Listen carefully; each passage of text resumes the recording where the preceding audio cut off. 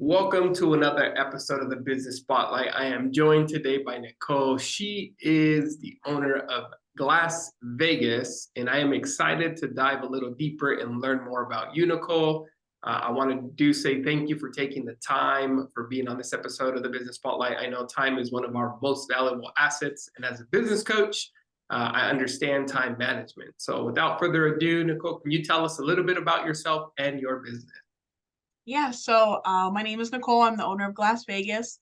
We do residential and commercial glass here in Las Vegas. So there's no job that's too big or too small for us. We can do replacement glass on your picture frame or help you build a commercial property or a residential property. And that's a little bit about us. So we're minority and women owned. Awesome. Fantastic. And I know we were talking a little bit before we hit the record button, and you had mentioned that you'd been in business for about 18 years now, right? Or in Well, the, I've been in the industry for 18 years. I actually just started my business, so October will be our second year of having our contractor's license. We started in June and we got up and running in October. So it'll be 2 years of having my business, but I have been in the industry for 18 years. yes. So thank you for the clarification. I did have my first question, Nicole, is what do you feel in your industry is most misunderstood? As most understood, I would say being a female is that females can't be in the construction industry or that they're not as knowledgeable as men. I feel like that's definitely something that when I walk on a job site, I've had a couple instances where they're like, "Oh, okay, yeah, you're the salesperson. Is a person that's gonna come measure or help me coming?" And I, do a little full circle, and I'm like, "Yeah, I'm right here. I can help you." So I feel like that's definitely something that's misconstrued in this industry is that women aren't as equal, but we're getting there. We're getting there. Yeah, and in the construction industry, right? It is a heavily male-dominated industry. So glad Yeah. that you guys are making a dent in the industry because it's definitely needed. Uh, the business spotlight where we're talking about it offline. The goal of the business spotlight is to inspire and educate people who are on that same journey as you, right? Or looking to get into entrepreneurship. So with Mhm. that being said, Nicole, what inspired you to start your business? I actually never wanted to be a business owner. I always just wanted to be the person that collected the check. So, actually starting my business was just, it went down to my morals and values. The last company that I worked for, my values and my morals just didn't align with theirs. I have very high standards and I knew that I could just move on to another place or I could start building my own. I Mm, could actually, have the company morale that I wanted and help, have employees that are actually happy and yeah. feel like they're actually part of a family, that they're valued. They're not just another number. That Mm, was actually why I actually started this, not for, it wasn't for the money. It was to give everybody a better quality of life. yeah, isn't that interesting how you being in the industry for so long, experiencing the way other companies have ran theirs, and then that inspired you to say, we have to make a change. There's got to be a different way, a better way. And Yeah, that, and there's good and bad from every experience that I've had. So I'm definitely blessed to be able to take all of those experiences and kind of take the bad to learn what shouldn't I do and the good that I learned to what should I do and what I should implement into my business. right? Yeah, and that's good. So what how do you stay focused and motivated on your guys' goals with Glass Vegas? We have weekly meetings. Hmm. So we set little goals for ourselves. If we've got a week that we're really not doing that good, I try to set a goal for everybody and say, hey, let's, whatever that issue that we're having, we'll talk about it as a team and just set some goals and say, hey, if we can accomplish this goal, then next month we'll have a barbecue. If we Mm, can accomplish this goal, then we'll go out to, have dinner at Fleming's mm. or, we can take a day off or, we can leave a little bit early. Those are goals that I try to set with my team. And for me personally, trying to get all of my stuff done, run the business, do the sales, trying to just keep my head on straight. I try to do 15-minute goals. So Yeah, yeah, and accomplish little accomplishments so I can celebrate throughout the day and not have an entire day where I'm, have a goal that I can't accomplish because I've got to wait the entire day. So breaking up into small goals, I feel it makes me feel more accomplished during the day. I love that. I love that, right? It's setting those smart goals, knowing that, hey, little wins mount up to keeping us motivated and on task. Mm-hmm. So, what do you see, Nicole, as the biggest opportunity in your industry right now? The biggest opportunity is, I think, just building relationships is what the opportunities that I'm looking for. Hmm. Because in our industry, there's so many ups and downs, that if you're not valuing and looking to build relationships, you're just gonna fail, because that's really what this is built on, is relationships. Somebody might be using another company, but if you build that relationship, they know that if that company falls short, they can call you to pick up the pieces. Yeah.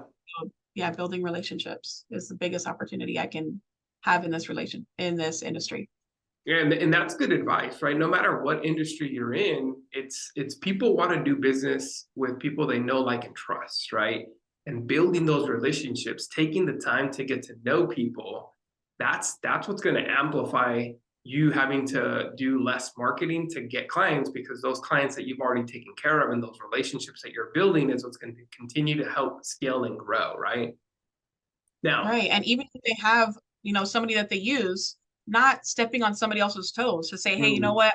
I know you're happy with them.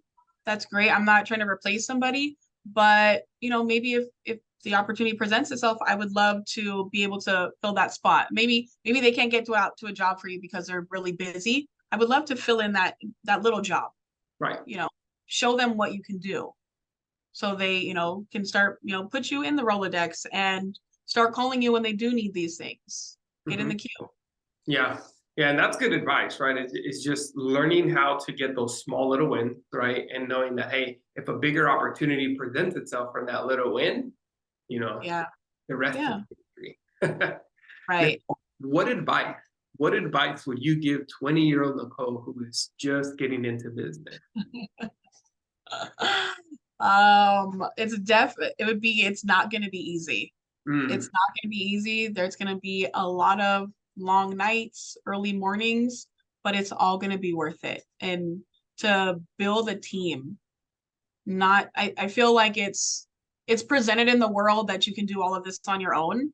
And that's the biggest mistake that you can think, because without a team behind you, without people around you that are smarter than you, that have been through some trials and tribulations, you don't want to learn that yourself. You want to learn that from other people. mm, I don't, if somebody's going to tell me the stove is hot, I don't want to go over there and touch it. I want to, oh, I'm not going to touch that because I know that the stove is hot. So just surrounding yourself with great people and building a team, that you're only one person, right. right? So taking on everything is going to overwhelm you, and you're going to want to fail right away. So if you Yeah. can have people around you to help you even help you making phone calls in the beginning, help you ride with you in the car, so you're not, thinking about all this other stuff. You can have somebody, spit out all that information to, they can write it down, build that team so you can be successful. Mm, that's sound advice right there, right? And those are some good nuggets. Is surround yourself with like-minded people and build that team with the culture that you're looking for quick. Uh, Mm-hmm. we do go down that rabbit hole of thinking like, hey, I can do as much as possible for now. But you're right. Like, by doing so, that's going to cause burnout, right? And that's one of the reasons most people in business that are getting into entrepreneurship fail, is because they start to get stressed thin. They overpromise, underdeliver, and then by the time you know it, they're tired. They don't have that grit that it takes to continue to go. But if you do hire or surround yourself with the right people, they will encourage you and push you and offload some of those tasks for you. Absolutely. And if you're the smartest person in the room, you're in the wrong room. That's right. That's right. That's phenomenal, right? Um, let me ask you a challenging question, right? Is biggest challenge you're facing right now in your role, and how are you tackling this challenge, Nicole? I would say probably just back to the advice that I just gave. I take on too much. Mm, I take on too much, and I overwhelm myself. So, and how I'm tackling that is being okay with letting someone else do it, and being okay with them making the mistakes. Hmm. They don't have to be, no one's going to do the job as good as I'm going to do it. Right. So, but I've got to be able to pass it off to somebody and allow them to learn in their way of how to do it and how to get great at that specific thing that I'm passing off to them. Right.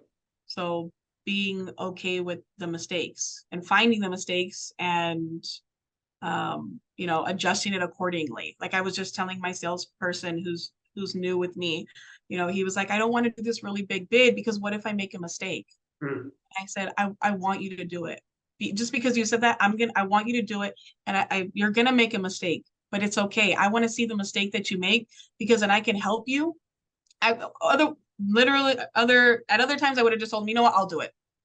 But I was like, I want you to do it. Yes. And when you make the mistake, come to me and we'll go over it together and I'll find the mistakes that you made and I'm going to circle them and we're going to make a sample sheet. We're going to use that as a sample sheet to say, hey, this is where you made the mistake, but at least I can target where you're not connecting and help you have something that you can always reference back to. And then we'll go over it again. And if you make that same mistake, I know I've got to go over that same thing again. But if you make a different mistake, now we have a different target we have to go over. But I think that's really challenging for me, is to give things up to somebody else, to be like, oh, well, what if they don't do it right? It's okay. Yes. It's okay if they don't do it right. Yeah, I mean, again, you're dropping so many good, valuable nuggets, right? Is relinquishing control is not easy for a business owner. No, not at all. Biggest things that we all struggle with, right? But with that said, right, is saying that, hey, if you make a mistake, I'm still going to support you. That's what's building that culture that you have, right? That's what's building trust in your team that, hey, look, end of the day, that's an opportunity. If you do make a mistake, as the leader, I can guide you how to not make that mistake again. I couldn't have said it better myself. I mean, you said that. That was sound advice. We're all human, right? We're all human. So with building a business, you're gonna have your ups, you're gonna have your downs, you're gonna have your breakdowns, you're gonna have those yelling moments that you're just, want to pull your hair out and say, what are you thinking? But you've got to have that team behind you that knows that it's going to be okay, that that I have my girls that, I sometimes explode, but I tell them, hey, I want you to tell me what I can do better. How did I handle that situation? And how did it make you feel? And what can I do better the next time? Because things are going to happen again. But if I can better me, then I'm so much better to my team. Yeah. But having others help you stay accountable. Yep. Because like I said, in this business, it's hard. In business, just in general, you're going to have explosions. You're going to have people who make mistakes, and they might be common sense mistakes but they're not common sense to them. But you can't understand how they made that or why they made that mistake. But having them being able to understand, like a family, right? In every family, you're going to fight. Being able to talk to each other after that and say, hey, I felt like you made me feel like this. And can you not do this? Or, just help each other grow. I feel like that's how you build a super successful business, is having everybody communicate together, but everybody's too afraid. Oh, I'm going to hurt somebody's feelings. Oh, this or that. And that's one thing that I've built here is, we're a family. So if I hurt your feelings, you have to let me know, because I don't know how to do better if you're not helping me, if you don't hold me accountable, because I hold you accountable. I want you to hold me accountable at the same time. I never want anybody to feel, bad or anything like that. But again, if you don't bring it to somebody's attention, if you're just tiptoeing around at the office all the time or around somebody, you're never going to be able to fix that or learn. You're never going to be able to grow, because everybody, don't be too sensitive. Because, nowadays, everybody, I don't want to offend anybody, but at the end of the day, we've got to grow. We've got to grow. And being sensitive is not going to help any of us. Yeah. Nicole, that was gold. Literally gold right there. Sound advice, if you other leaders are listening out there, is, hey, how did that make you feel? And how can I do better next time? That is gold. Now, final question before we wrap up the business spotlight. I'm going to leave this one open to you, but is there one question that I did not ask you, Nicole, that you wish I did ask you? And if so, how would you answer that? A question that you didn't ask me. Um, no, I don't think I have one. Um, Perfect. no, I don't think I have one. I think you kind of covered everything. Yeah. What's the best way for people to get a hold of you, connect with you if they're looking for your services? Best way to get a hold of us is to call my office with that phone number 702-857-7553. You can follow us on Instagram. I try to keep that up and running. That's going to be Glass Vegas LV. Or just, shoot us an email, info@glassvegasllc.com, or just come into our office, come say hi. We've got coffee, candy, and come enjoy the pink. Perfect. Well, Nicole, I want to say thank you for being on this episode of the Business Spotlight, and I look forward to connecting with you. Of course, I look forward to it as well.